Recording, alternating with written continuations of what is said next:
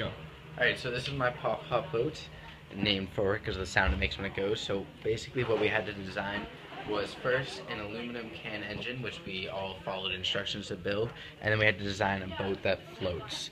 So why did we do this? We did this to learn about a little bit about floating, but mostly it was about the steam engine, how it works, and how the transfer of heat causes gas to expand and all that. And I'll explain that in a little bit. But so the first thing we did was we created these steam engines out of aluminum cans and straws and lots of epoxy, and then we built these little candle holders, which is the heat for the steam engine. Then we had to build a boat. So first the steam engine and how it gets heated up. So first what you have to do is you have to prime it and fill it with water so there's water inside. And then as you get ready to work your boat, you're going to light the candle down here, and as the candle is wax, which is organic fuel, and as it's lit in the fire, what it does is a combustion reaction, which gives off products of gas form of CO2 and water vapor, which are both hot, as is exothermic reaction of burning organic fuels. And so as then the exothermic reaction takes place, giving off of hot gas vapors, those gas vapors come in contact and they heat up the tin foil or aluminum foil by the conducting heat. And so the way this happens is that temperature is the average kinetic energy of whatever, an organism or a metal, or in this case metal, and it has a tendency, as all living things do, to flow down its concentration gradient, which is heat, the transfer of energy. So as heat starts in the hottest part of the flame, it then begins to transfer. It's all the way down to the coldest part at the time, which is the water inside the tin, inside the engine. So like I said, the way it starts is by giving off the exothermic reaction, which gives off the hot vapors.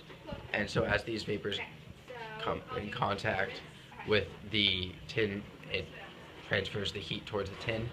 And so when the tin is then heated on the outside, it begins to move towards the inside. And so as the heat from the aluminum or tin can begins to heat up the water inside, it slowly is able to overcome the pressure around it and expand into a gas form. And as it boils and becomes gas, the water expands because it takes up greater volume as a gas. And so when it expands, what happens is the straws down here are filled up with water as well. So as it expands, it can't expand the aluminum as well. So what it's forced to do is push out water from these straws. And as the water is pushed out from the straws, it creates thrust, which propels the boat forward a little bit.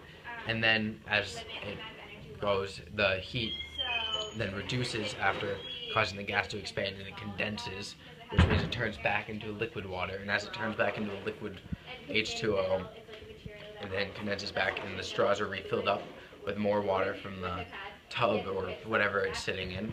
And as it fills up with water, then the heat continues to transfer back up to the top from the candle, which causes the whole process to continue to go and it to pop, so to speak, again.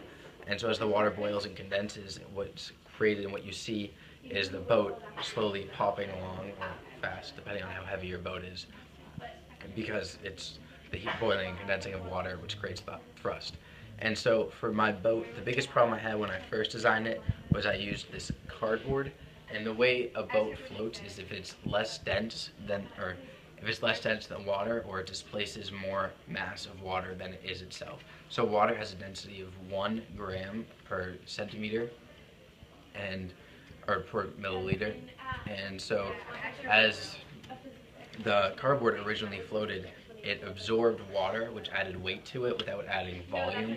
So it increased the density and caused it to sink, which is why I had to add all the styrofoam, which is not absorbent of water. So it would prevent the addition of weight and the sinking of the boat.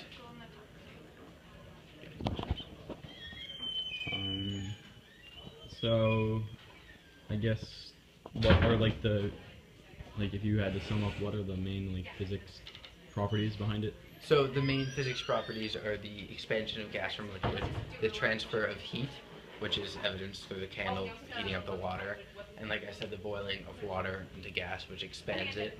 And as the water again pushes out, it has to do with forces. As the water pushes out backwards, it has an equal and opposite reaction, which propels the boat forward, called thrust.